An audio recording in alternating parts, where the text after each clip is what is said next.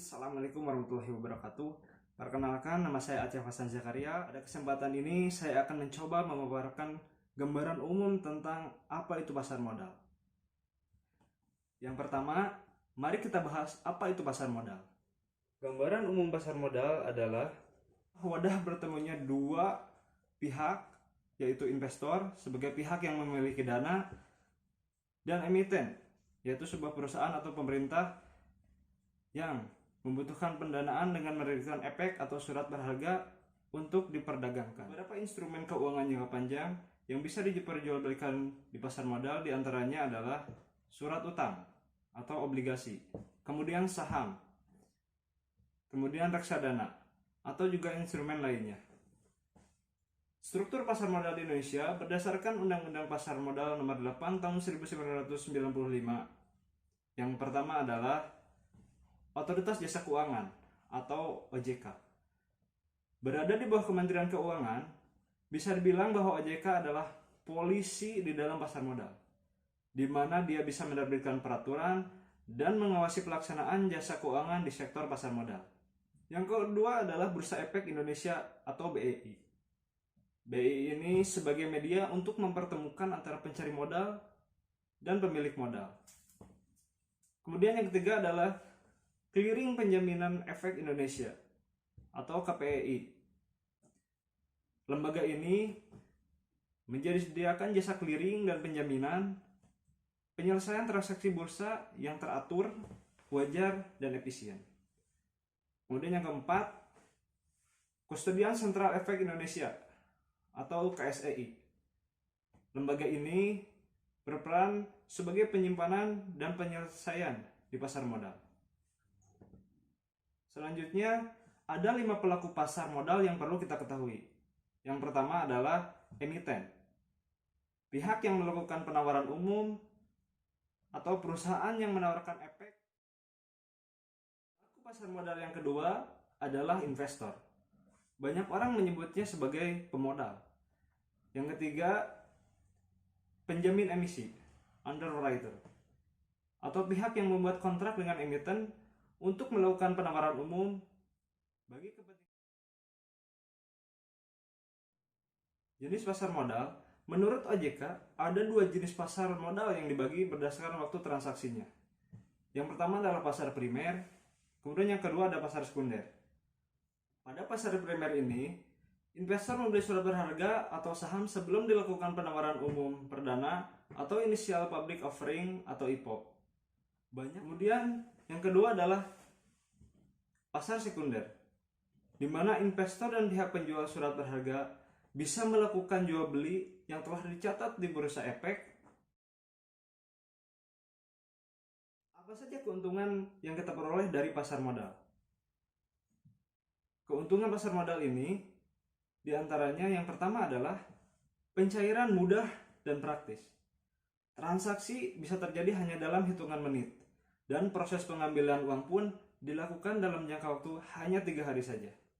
Kemudian keuntungan yang kedua adalah tingkat keuntungan yang cukup besar.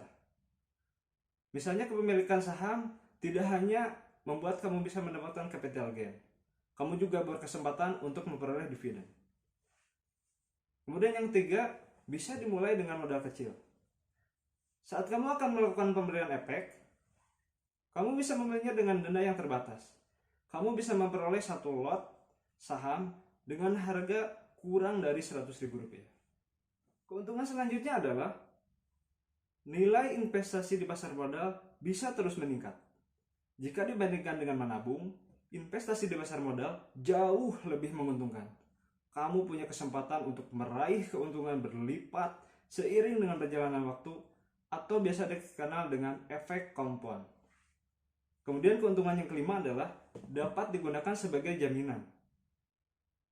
Fungsi pasar modal yang terakhir ini, kamu dapat memanfaatkan kepemilikan efek seperti saham sebagai jaminan pengajuan utang. Itulah keuntungan-keuntungan yang dapat kita hasilkan dari pasar modal. Selanjutnya, karena negara kita memiliki jumlah penduduk yang mayoritas beragama Islam, maka sekarang sudah diterbitkan pula saham syariah, yang artinya selain pasar modal umum, Ada juga pasar modal syariah yang mempunyai karakteristik khusus, yakni produk dan mekanisme transaksi yang dilakukan tak boleh berlawanan atau bertentangan dengan prinsip syariah. Dilansir dari republika.co.id, saat hadir secara virtual di acara seminar dan Expo Syariah Investment Week 2021, Kamis 11 November tahun 2021, Wakil Presiden Kiai Haji Ma'ruf Amin mendorong produk pasar modal syariah menjadi salah satu fokus untuk terus dikembangkan. Sebab produk pasar modal syariah ini memiliki potensi dan ruang tumbuh yang besar, meskipun di tengah pandemi COVID-19 sekalipun. Wapres mengungkapkan salah satu keunggulan dari pasar modal syariah Indonesia ini adalah proses transaksi saham yang secara end-to-end telah memenuhi prinsip syariah.